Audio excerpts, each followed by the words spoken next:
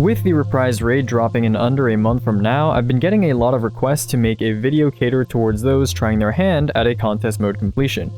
With this video, I'm going to try and down 3 birds with 1 stone, a day 1 DPS video, a shortened summary of my 7-part DPS series, and a response to the recent surge in DPS fanaticism in LFG runs.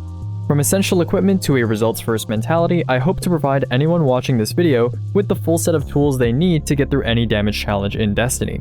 But first, I'd like to make an essential distinction that sets the tone for this video. Let's talk strategy. While my damage series was about optimal environments like speedruns, the vast majority of Destiny players do not play under these conditions. Whether we're talking about contest mode or even just your average LFG run, for most people the goal is a consistent worry-free completion rather than an optimal perfectly executed bake. While it's certainly useful to carry knowledge of theoretical scenarios and damage perfection at a personal level, it is unrealistic and counterproductive to apply the same standard to the damage situations most D2 players find themselves in. The goal of this video is to explain a results-focused approach that can be used anywhere, by anyone on any class, with the goal of killing the boss 10 times out of 10. There are a couple factors that come into play when we start separating ourselves from the theoretical and the ideal and start thinking about real scenarios like a day 1 raid race. Instead of trying to squeeze as many RDM cold comfort spam hunters into a team as possible, these factors will help inform our decisions in creating a more sensible approach to more realistic damage scenarios. So what are these factors? Let's start with mechanics phase. In my previous videos, I discussed damage loadouts in a vacuum, which prompted a lot of comments asking about how to add clear or do mechanics using Izanagi's Burden and a slug. In order to make the most use of Destiny's loadout system, I highly recommend having one loadout for add clear and mechanics on top of one specializing in damage. Almost every boss encounter in Destiny has plenty of downtime between mechanics ending and damage starting, certainly enough for a loadout swap. Think about the Caretaker Ritual Delay, War Priest Glyph Reading, and Explicator Plate Dunks to cite the latest 3 raid races. In situations where any additional add clear relieves pressure from you and your teammates that are busy with mechanics, having 2 loadouts is a natural and logical decision. Multiple damage phases. Another thing to factor in when coordinating your damage strategy is the acknowledgement of the possibility of not one-phasing. On contest mode, this is probably a given for almost all situations, but in LFG this can apply too. While it's lovely to be able to fully commit to damage knowing that you'll one-phase, being able to pick up the pieces after the first phase and carry your momentum into a second phase comes with some additional responsibilities involving ammo and ability recovery. Suboptimal subclasses.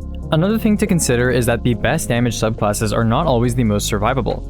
It's typical to see Titans on Solar, Warlocks on Solar, and Hunters on Arc or Void on day 1, despite Arc, Strand, and Solar being the best DPS subclasses from those respective classes. However, remember that the goal is consistency and not absolute optimization. Even the best players value a res token over 1 more damage super.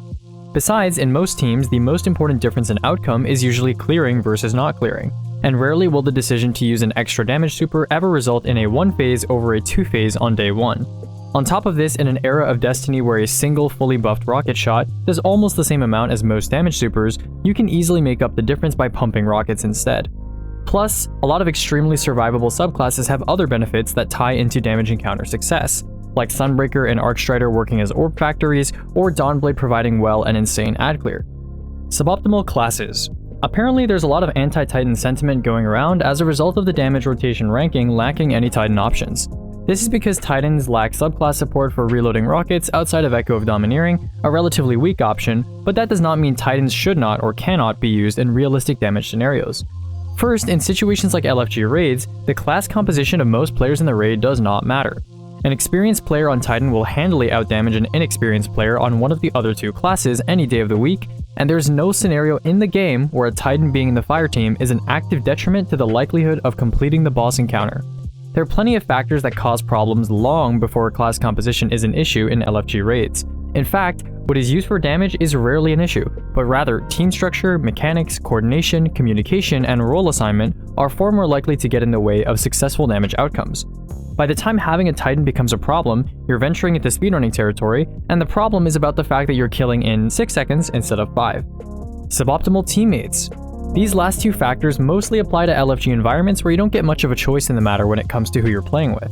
That said, it is important to remember the context that most LFG raids reside in. While it's great to use an LFG environment to practice and flex your damage capabilities, sometimes you will encounter teams that have less experienced players who might be keen on using a damage option for personal preference reasons rather than quantitative damage reasons. And while it is true that every member of a fire team has some level of shared responsibility in working towards the common goal of completing the activity, it is important to temper your expectations appropriately. At the end of the day, as long as everyone is trying their best to shoot the boss with something that is not a high-impact auto rifle, that shared primary goal will be achieved. While your secondary goal might involve cracking out on damage, a lot of people are just there for the loot or for the experience.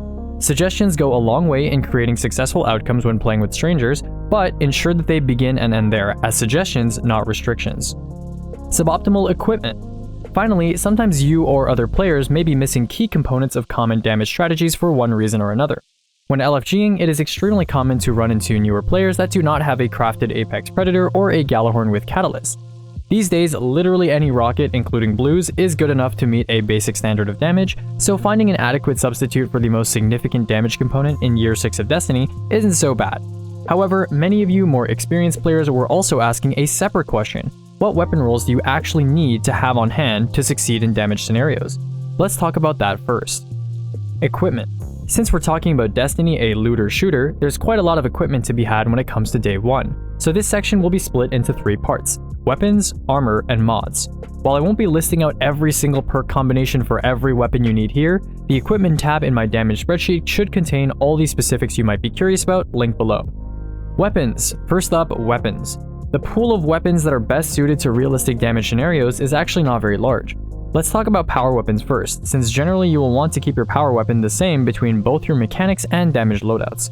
While special weapons have very good ammo conversion rates between different options, I'm sure every Destiny player is familiar with the steep cost that comes with swapping power weapons.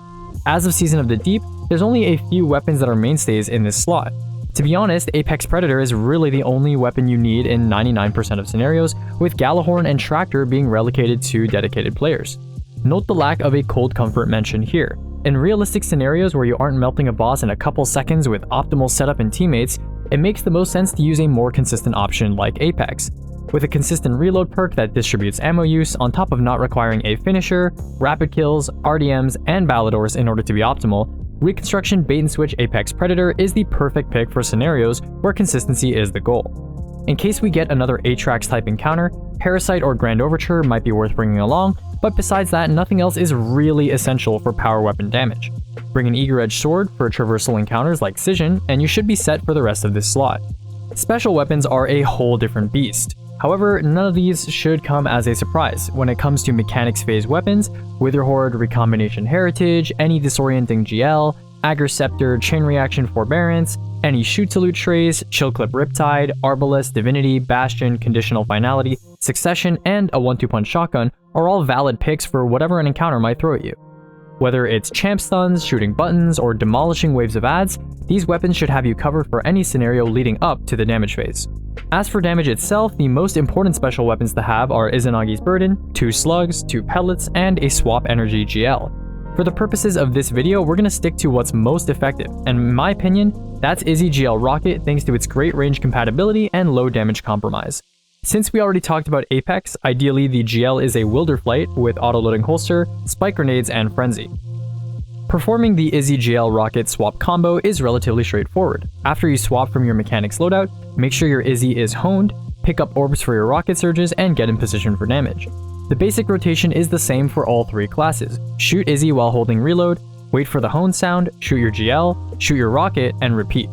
The only modifications you need to make are shooting 2 rockets the first go around because of Reconstruction, using your damage super somewhere near the start if you have one, and then using reload options like Threat of Ascent or Marksman's Dodge to shoot 2 rockets instead of 1 when you have these options available.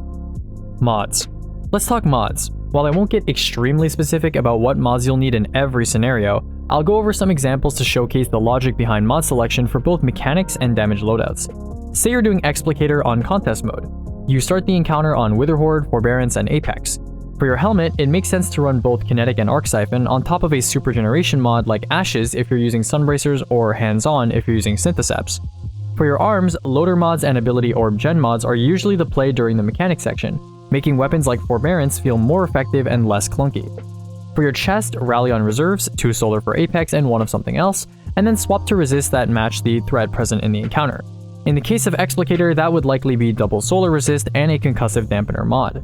For your legs, since you don't need surges during mechanics, you can either choose to keep them on, or run mods like Invigoration, Better Already, and Absolution to keep your abilities and health topped up, on top of your typical scavengers. Finally, for your class item, mods like Bomber and Distribution can help with ability uptime, including your super, which Distribution still benefits, on top of Special Finisher and Proximity Ward, which can assist in generating special for your teammates after a phase of dumping ammo. Given how many orbs an optimized team generates before and during damage, it's a great idea to have 1 or 2 dedicated players with a stacks on stacks Special Finisher loadout in order to vacuum up all the orbs and convert them into green bricks. When the damage phase arrives, since we're making an entirely new loadout, we may as well make full use of it. Helmet should have targeting mods, especially for Izanagi's Burden. Arms should have dexterity mods, also focusing on kinetic. Chest can keep resist, but legs should have 3 surges matching your rocket, so solar. Finally, time dilation is an obvious choice for your class item damage mods, even if it's unlikely that a phase will ever last the full minute that 3 triple dilation armor charges provide. Armor. Exotic armor also plays a significant role in the success of a team's damage strategy. Since exotic armor is the most integral part of what most people associate with builds, let's talk about today's most potent builds in a contest mode context. My comments here will be mostly directed towards the contest environment, where safety and consistency is a huge concern, but if you're applying this guide to something like a non-master LFG run, feel free to take greater liberties in your subclass and build choices in order to focus more on damage. Let's start with Warlock. Given the kit available to all 5 subclasses, Dawnblade is an easy standout thanks to its constant Radiant and Tier 2 restoration uptime using Ember of Empyrean thanks to Sunbracers. While Strand and Stasis offer strong crowd control options, the best defense in Destiny is always a strong offense, especially when you're trying to aggressively navigate an encounter in order to figure out its mechanics. Arc doesn't really provide anything Solar doesn't already have in spades, and while Void offers great sustain through the best of our uptime of the 3 classes, its offensive capabilities are far weaker than Solar, with a much less useful super to boot. In terms of gameplay integration, Warlocks can generate tons of orbs through firepower, spawn trap an entire encounter's worth of enemies, and farm the most important super used during a contest mode damage phase. Speaking of damage, Lunafaction boots are a great idea to swap to once you know damage is about to start. Hunter has to be a toss-up between Arc and Void. Solar Hunter is great, but I'd only go for it if you have very strong ad control and other mechanical needs filled by the rest of the team. This is because the damage difference between a Blade Barrage or Golden Gun and something like a Gathering Storm or Mobius Quiver isn't hugely significant in the long run. While it's nice to be able to depend on your team, I find that teams find the most success when everyone is individually very comfortable, independently being able to take over any role in a raid.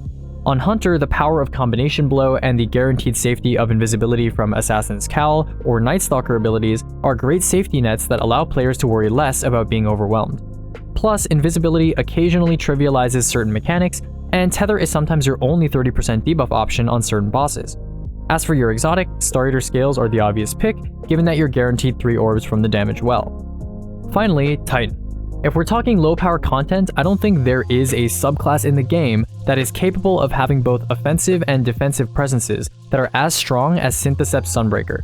Cure on hit, practically infinite tier 1 restoration, infinite radiant, automatic splash damage on kill, offensive and defensive grenades, and a refreshable powered melee that absolutely cooks anything below boss tier enemies.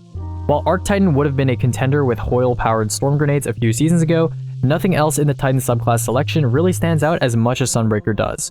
Behemoth and Sentinel really lack a strong offensive presence, while Berserker has great CC but no strong follow through.